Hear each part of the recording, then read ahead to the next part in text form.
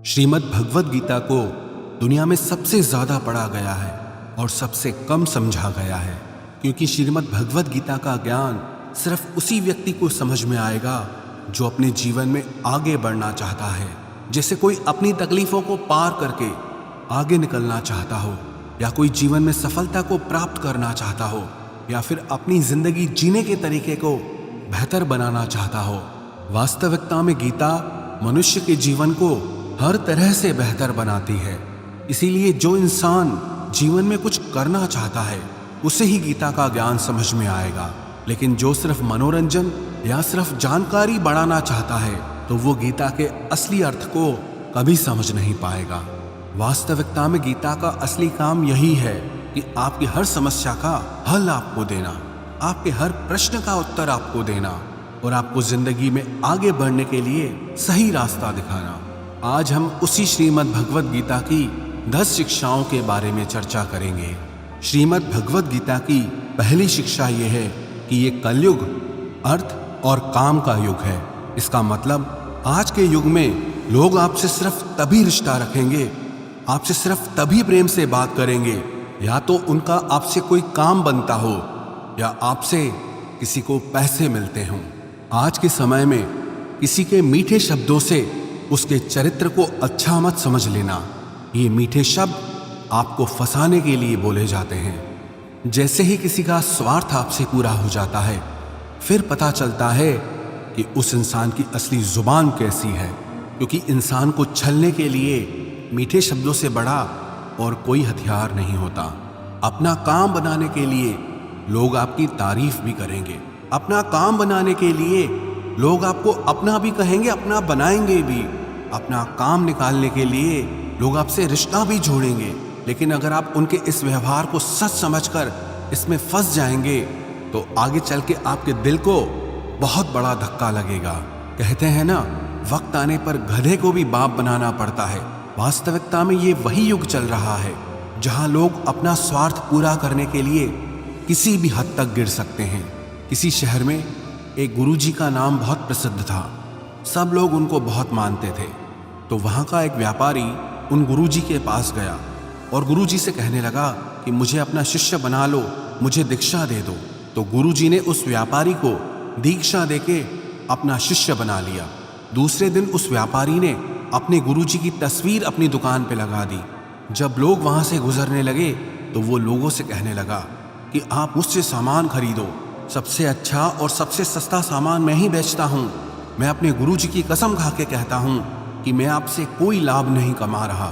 धीरे धीरे बात गुरुजी के कानों तक पहुँची कि कोई एक व्यक्ति है जो आपका नाम लेकर, आपकी कसमें खाकर लोगों को सामान बेचता है, लोगों को बेवकूफ़ बनाता है, और लोग उसके पास इसलिए चले जाते हैं क्योंकि वो आपका शिष्य है, और यहाँ तक कि वो आपकी कसमें भी खाता है और लोग उस पर भरोसा कर लेते हैं कि अपने गुरु की कसम खाता है तो कैसे ये धोखा कर सकता है। एक दिन गुरुजी उसकी दुकान पर गए तो गुरुजी ने जाके देखा कि वास्तविकता में कि ये मेरी कसमें खा करके लोगों को सामान बेचता है। तो गुरुजी ने उस व्यापारी से कहा कि तुम मेरे शिष्य होकर लोगों के साथ धोखा क्यों करते हो, तुम्हें तो अच्छे काम करने चाहिए।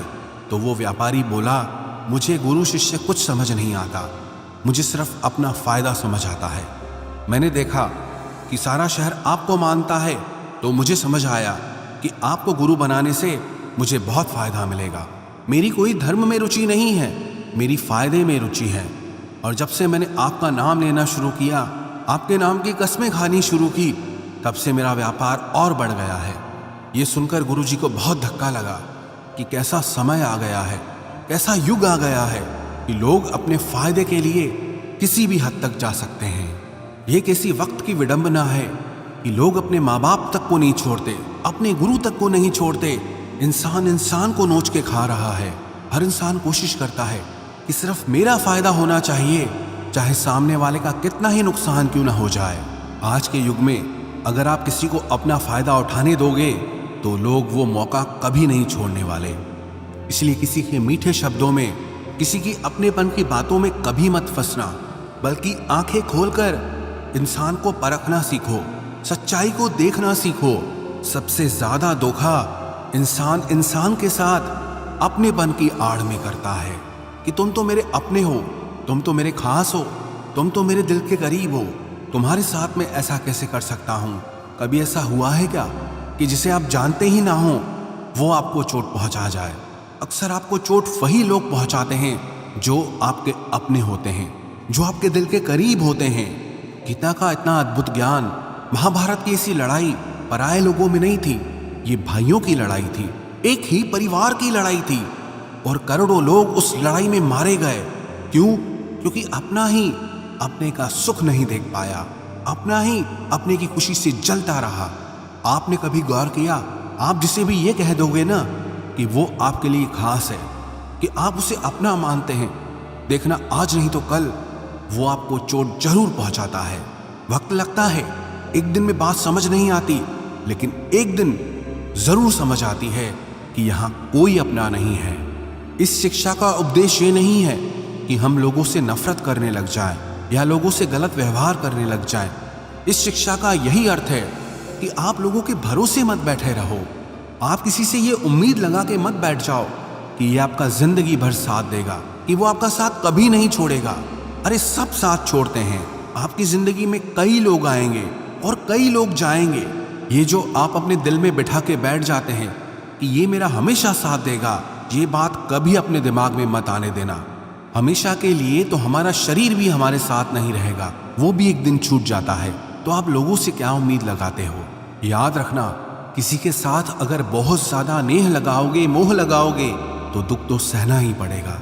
लेकिन अगर आप इस संसार में सब लोगों से बाहर से चलोगे, ऊपर ऊपर से चलोगे, तो आपको कोई चोट नहीं पहुंचा सकता। श्रीमद् भगवद गीता की दूसरी शिक्षा यह है कि जो इंसान स्वयं से खुश नहीं, वो दुनिया में किसी भी चीज से खुश नहीं हो सकता। आज के समय में अधिकतर लोग खुशी के लिए भटकते रहते हैं। उनकी खुशी उनके वर्तमान में नहीं होती, या तो उनकी कल्पनाओं में होती है या उनके भविष्य में होती है। जिस इंसान की खुशी इस पल में नहीं है, वो खुशी के लिए हमेशा भटकता रहता है। जो इंसान अपने आप से ही खुश नहीं, अगर वो किसी रिश्ते से भी जुड़ेगा तो उस रिश्ते में भी उसे दुख ही मिलेगा। अगर वो किसी काम से जुड़ेगा तो उस काम में भी उसे दुख ही मिलेगा। वो जहां जाएगा अपने साथ अपने दुख की ऊर्जा साथ ले जाएगा। याद रखना, जगह बदलने से, रिश्ते बदलने से, काम बदलने से खुशी नहीं आती, लेकिन इंसान खुद को बदल दे तो जिंदगी में खुशियां जरूर आती है। जो लोग खुद से खुश नहीं होते, वो खुशी के मौके पे भी कोई ना कोई दुख ढूंढ लेते हैं। वास्तविकता में खुश रहना और दुखी रहना एक माइंड की प्रोग्रामिंग है, एक मेंटल ट्रेनिंग है। अगर आपने अपने माइंड को बार बार हर चीज में उदास होने की ट्रेनिंग दे रखी है, दुखी होने की ट्रेनिंग दे रखी है, तो धीरे धीरे आपका मन खुश होना ही भूल जाएगा। लेकिन अगर आपने अपने मन को छोटी छोटी बातों पे खुश होने की आदत डाली है, तो आप जिंदगी के हर पल में खुशियों को जी पाएंगे। इतनी सी बात अगर किसी को समझ में आ जाए कि खुशियाँ और दुख हमारे माइंड की प्रोग्रामिंग से चलती है, तो आप अपनी ज़िंदगी को खुशहाल बना सकते हो, या फिर आप अपनी ज़िंदगी को दुखों के अंधेरे में धकेल सकते हो। इसीलिए इसे समझना बहुत ज़रूरी है। जीवन में अगर खुश रहना है तो छोटी छोटी चीज़ों में भी खुशियों को देखने की नज़र होनी चाहिए, नहीं तो बड़ी से बड़ी खुशी में भी आपका मन दुख ही ढूंढ लेगा। श्रीमद् भगवद गीता की तीसरी शिक्षा यह है कि इस दुनिया में हारे हुए इंसान की, तकलीफ में पड़े इंसान की कोई मदद नहीं करता, और अगर कोई इंसान थोड़ा सा भी सफल हो जाए तो उससे कोई खुश नहीं होता। इसीलिए अपना दुख किसी को मत बताओ और अपनी खुशी किसी के आगे मत जताओ। आप अगर अपने दुख दुनिया के आगे शेयर करोगे, लोगों के आगे शेयर करोगे, तो लोग आपसे दूर भागना शुरू कर देंगे, क्योंकि उन्हें पता है कि जितना इसके पास रहेंगे इसके दुखड़े सुनने पड़ेंगे और ये कभी भी हमारी मदद मांगेगा। इसलिए बेहतर है इससे दूर ही रहो। और जैसे ही आप सफल हो जाते हैं तो लोगों को वो भी अच्छा नहीं लगता। ये दुनिया भी बड़ी अजीब है, दुखी इंसान की मदद नहीं करती और जो इंसान खुश है उसे खुश नहीं रहने देती। उसकी खुशी से भी लोगों को तकलीफ होती है। आपने हजारों बार ये सुना होगा कि दुख में कोई किसी का साथी नहीं होता, तो भी लोगों को समझ नहीं आता, तो भी लोग दूसरों को जाके अपने दुख बताते हैं, दूसरों से उम्मीद लगाते हैं कि वो उनकी मदद करेंगे। कोई क्यों करेगा किसी की मदद, और क्यों खुद को इतना कमजोर बनाना कि दूसरों की मदद की जरूरत पड़ जाए, और क्यों आप अपनी खुशियों को दूसरों को बताए बिना नहीं जी सकते।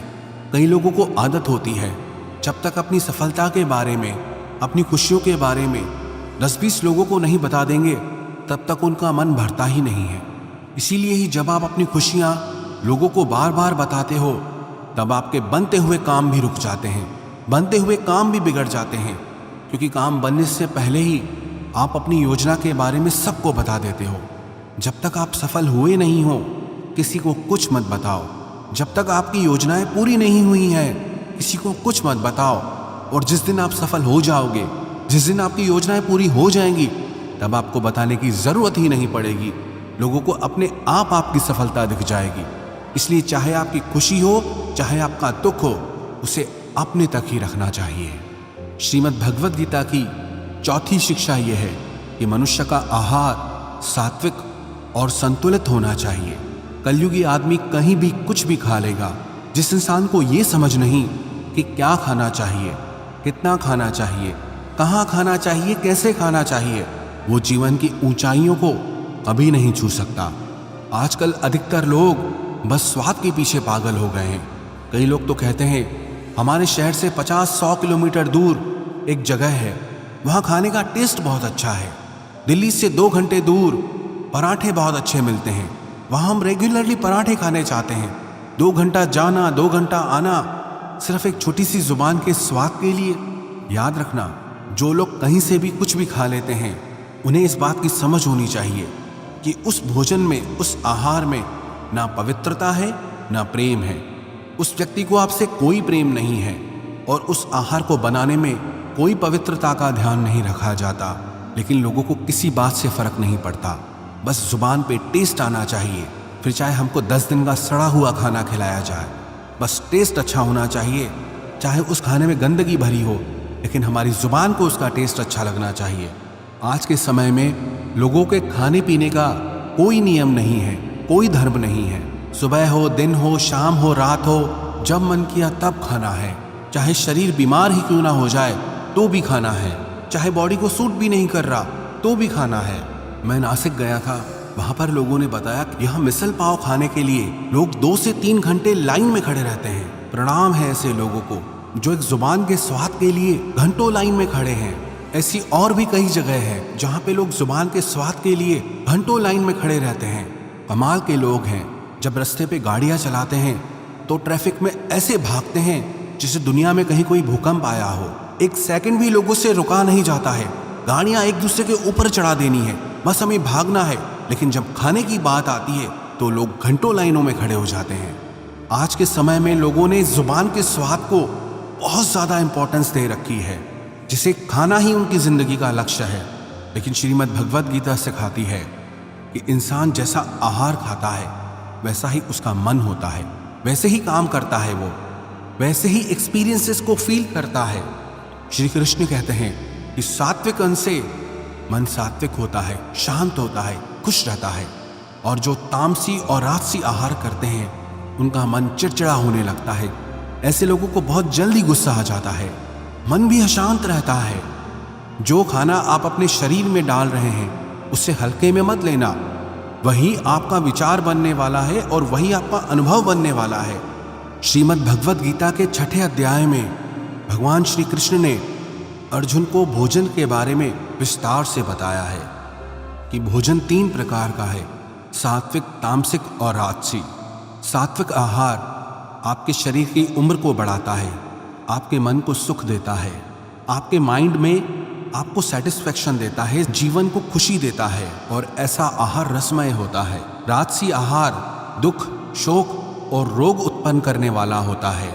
इसीलिए बहुत ज़्यादा गर्म, तीखा और जलन पैदा करने वाला खाना रजोगुणी आहार कहा जाता है। और जो खाना घंटों पहले बनाया गया हो, जीवों की हत्या करके बनाया गया हो, बहुत अपवित्रता से बनाया गया हो, बहुत ज़्यादा गर्म, बहुत ज़्यादा तीखा और खट्टा हो, या जिसमें नशीले पदार्थ डाले जाते हों, ऐसा खाना तमोगुणी आहार कहा गया है। और इनमें से जैसा आप खाना खाएंगे वैसे ही आपकी बुद्धि होगी, वैसे ही आपका जीवन बनने वाला है। इसलिए श्रीमद् भगवद गीता ये सिखाती है कि अगर आप जीवन में खुश रहना चाहते हो तो हमेशा सात्विक और संतुलित आहार ही करना चाहिए। श्रीमद् भगवद गीता की 5वीं शिक्षा ये है कि खुद को ऐसा कभी मत बनाओ कि लोग आपका इस्तेमाल करके चले जाएं। खुद को ऐसा कभी मत बनाओ कि लोग आपको चोट पहुंचाकर चले जाएं। अपने आप को कभी भी बेचारा बना के नहीं जीना चाहिए। इससे लोग आपको अच्छा नहीं मानेंगे बल्कि आपका फायदा उठाएंगे। आपको कैसा बनना है ये आप पे निर्भर करता है। अगर लोग आकर के आपको आसानी से चोट पहुंचा जाते हैं, आपका इस्तेमाल करके चले जाते हैं, तो आपको गौर करना चाहिए कि ऐसा क्या कारण है कि लोग आपको आसानी से चोट पहुंचा देते हैं। क्योंकि कई लोग दुनिया में ऐसे होते हैं जिनसे बात करने में भी लोगों को डर लगता है। जिस इंसान का मन मजबूत है उसे कोई चोट नहीं पहुंचा सकता, लेकिन जो इंसान मन से ही कमज़ोर है उसे चोट पहुंचाना बहुत आसान हो जाता है। इसलिए ये बहुत ज़रूरी है कि आपका मन मजबूत होना चाहिए, आपके विचार मजबूत होने चाहिए। कमज़ोर मन और कमज़ोर विचारों के साथ जियोगे तो जगह जगह आपको चोट ही लगती रहेगी। इसलिए अपने आप को ऐसा कभी मत बनाओ कि आपको कोई भी चोट पहुंचा के चला जाए। श्रीमद् भगवद गीता का 6वां उपदेश ये है कि मनुष्य को दुष्कर्म का त्याग करके हमेशा सत्कर्म करते रहना चाहिए। जब मनुष्य किसी भी कर्म को सिर्फ और सिर्फ अपने स्वार्थ के लिए ही करता है, तब वो अपने स्वार्थों की पूर्ति करते करते कब दुष्कर्मों में लग जाता है, कब बुरे कर्मों में लग जाता है, उसे पता ही नहीं चलता। लेकिन जब कर्म को करते हुए मन में निस्वार्थ भाव आता है, लालच का भाव नहीं आता, तो वो इंसान बुरे कर्मों से बचा रहता है। क्योंकि लालच ऐसी चीज़ है जो अच्छाई और बुराई की समझ खत्म कर देती है, सही गलत का फर्क मिटा देती है। इसलिए जो इंसान अपनी लालच, अपना स्वार्थ नहीं छोड़ सकता, वो कभी किसी का भला नहीं कर सकता। ऐसा इंसान न समाज की सेवा कर सकता है, न लोगों की सेवा कर सकता है, न अपने देश की सेवा कर सकता है। क्योंकि उस इंसान का लक्ष्य सिर्फ और सिर्फ अपना फायदा निकालना होता है, सिर्फ अपना पेट भरना होता है। एक लालच से भरा हुआ प्राणी जुर्म करने में भी देर नहीं करता, कोई अपराध करने में भी देर नहीं करता। इसलिए जीवन में अपने स्वार्थ से थोड़ा ऊपर उठकर जीना चाहिए। क्योंकि कर्म का चक्कर ऐसा है, जिसने जो किया है उसका फल उसे ज़रूर मिलता है। जिसने जो बीज बोया है उसका फल उसे ज़रूर मिलेगा। अगर किसी ने कांटे बोए हैं तो उसे कांटे ही मिलेंगे। अगर किसी ने फूल बोए हैं तो जिंदगी भी उसका फूलों की तरह स्वागत करेगी। श्रीमद् भगवद गीता का 7वां उपदेश है कि जिस इंसान को अपनी जिंदगी में, अपने आसपास की दुनिया में, अपने रिश्तों में हमेशा सब कुछ बुरा ही दिखाई देता है, सब कुछ गलत ही दिखाई देता है, ऐसा इंसान बहुत जल्दी ही डिप्रेशन में चला जाता है। जो इंसान अपनी जिंदगी में एक भी खुशी नहीं ढूंढ पाया, खुश रहने का एक भी कारण नहीं ढूंढ पाया, उसके हैप्पी हार्मोन्स धीरे धीरे कम होने लगते हैं और अकेलापन, उदासी, डिप्रेशन उसके जीवन में बढ़ने लगते हैं। माना कि बाहर की परिस्थितियों को आप कंट्रोल नहीं कर सकते, लेकिन उन परिस्थितियों में आपको खुश रहना है या आपको दुखी होना है, ये पूरा चुनाव सिर्फ आपका है। कई लोग कहते हैं कि ऐसी परिस्थितियों में कोई कैसे खुश रह सकता है, तो फिर दुखी रहो। और अगर दुखी रहना नहीं पसंद तो फिर अपनी परिस्थितियों को बदलने की कोशिश करो। और कोई ऑप्शन नहीं है आपके पास, या तो जो परिस्थिति चल रही है उसमें खुश रहो। अगर वो परिस्थिति पसंद नहीं आ रही है तो उस परिस्थिति को बदल दो। लेकिन अगर आप दोनों नहीं कर पा रहे तो आप हमेशा पिसते रहोगे, क्योंकि ना तो आप परिस्थिति बदल पा रहे हो, ना ही आप अपने विचार बदल पा रहे हो। खुश रहना है तो दोनों में से एक चीज़ तो बदलनी ही होगी, या तो परिस्थिति बदलो या फिर अपने मन के विचार बदलो। और अगर दोनों नहीं बदल सकते तो फिर दुखी रहने के लिए तैयार रहो। श्रीमद् भगवद गीता की 8वीं शिक्षा यह है, किसी बेकसूर इंसान के साथ धोखा करना, उसका बेवजह जानबूझकर दिल दुखाना इस दुनिया का सबसे बड़ा पाप होता है। श्री व्यासदेव जी महाराज, जिन्होंने महाभारत की रचना की, 18 पुराणों की रचना की, उनसे किसी ने पूछा कि आपने इतने सारे शास्त्र लिखे, इतनी किताबें लिखी, इतना कोई कैसे पढ़ सकता है? आप इन सारी किताबों का सार बता दो, एक ही शिक्षा में बता दो कि इन सब ग्रंथों में लिखा क्या है। तो व्यास जी बोले, परोपकाराय पुण्याय पापाय परपीड़नम अष्टादश पुराणेषु व्यासस्य वचनम द्वया। व्यास जी कहने लगे कि मैंने सारे शास्त्रों में कुल 2 बातें खास रूप से लिखी हैं, कि मेरे लिखे गए सारे शास्त्रों का सार सिर्फ 2 बातों में समाया है। एक, कि किसी के दिल को खुश करना सबसे बड़ा परोपकार है, सबसे बड़ा धर्म है, और किसी के दिल को दुखाना, किसी के मन को चोट पहुंचाना सबसे बड़ा पाप है। श्रीमद् भगवद गीता की 9वीं शिक्षा यह है कि जब तक आप औरों से सम्मान की उम्मीद करते रहोगे तब तक आपका अपमान होता ही रहेगा। जब तक आपको ये इच्छा है कि कोई आपकी कदर करे तब तक आपकी कोई कदर नहीं करेगा। सम्मान चाहने वाले का अपमान निश्चित ही होता है। आप कभी गौर करना, जिस इंसान को सम्मान की सबसे ज्यादा लालच होती है वो इंसान जगह जगह पर खुद को अपमानित महसूस करता है। वो कहते हैं ना कि शादियों में फूफा जी मुंह बना लेते हैं, हर चीज पे खुद को अपमानित महसूस करते हैं। क्यों? क्योंकि उनके मन में सम्मान पाने की कामना है, और वो सम्मान पाने की कामना ही उन्हें जगह जगह पे अपमानित महसूस कराती है। हालांकि कोई उनका कुछ करता नहीं है, लेकिन जब जिस सम्मान को पाने की उम्मीदें वो लगा के बैठते हैं उसी की वजह से उन्हें लगता है कि हर जगह हमारा अपमान हो रहा है। कुछ अजीब ही चक्र है। जो लोग सम्मान चाहते हैं उन्हें अपमान मिलता है, जो लोग प्रेम चाहते हैं उन्हें छल मिलता है, जो लोग अच्छा व्यवहार चाहते हैं उन्हें गलत लोग मिल जाते हैं। वास्तविकता में सम्मान चाहने और मांगने की चीज नहीं है, वो आपके कर्मों के अनुसार आपको स्वयं मिलता है। प्रेम मांगने की चीज नहीं है, वो आपके व्यवहार के अनुसार आपको स्वयं मिलेगा। जब आप इन चीजों को मांगने लगते हो, चाहने लगते हो, तो बदले में आपको सारी उल्टी चीजें ही मिलने लगती हैं। इसलिए जीवन में सम्मान की उम्मीद लोगों से मत रखना, प्रेम की उम्मीद लोगों से मत रखना, और अच्छे व्यवहार की उम्मीद भी लोगों से मत रखना।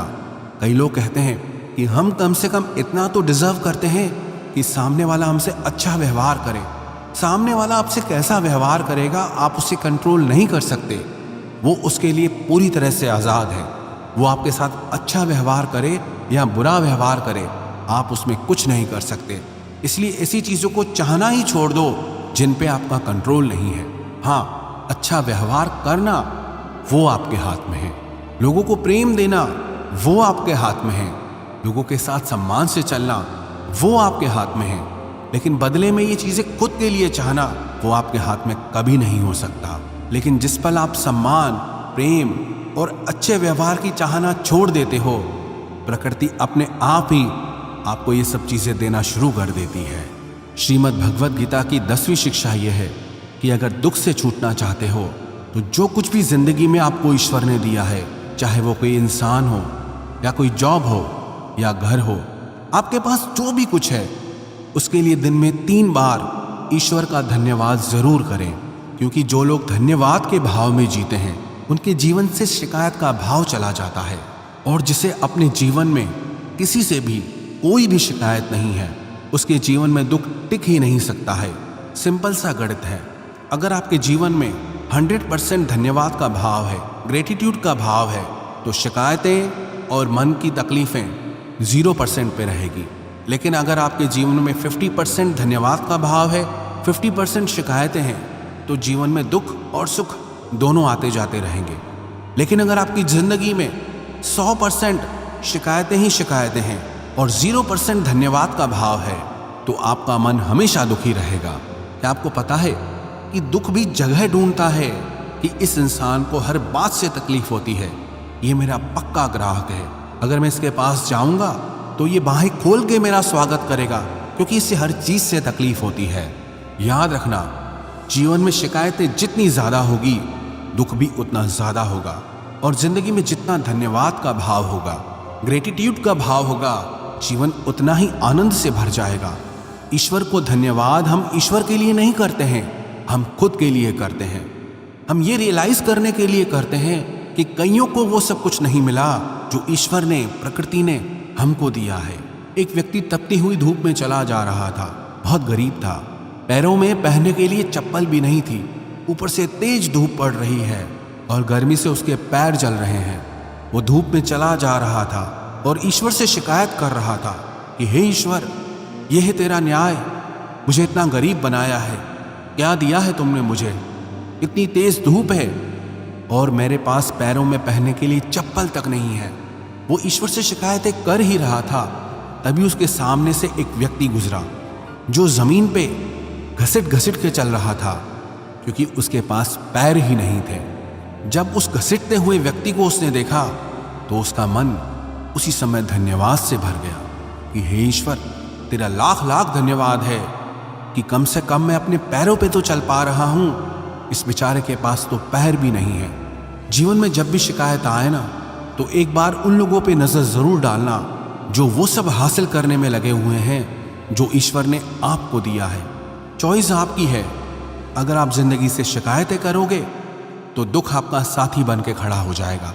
अगर आप अपनी जिंदगी को ग्रेटिट्यूड से, धन्यवाद से भर दोगे तो आपकी पूरी जिंदगी आनंद से भर जाएगी।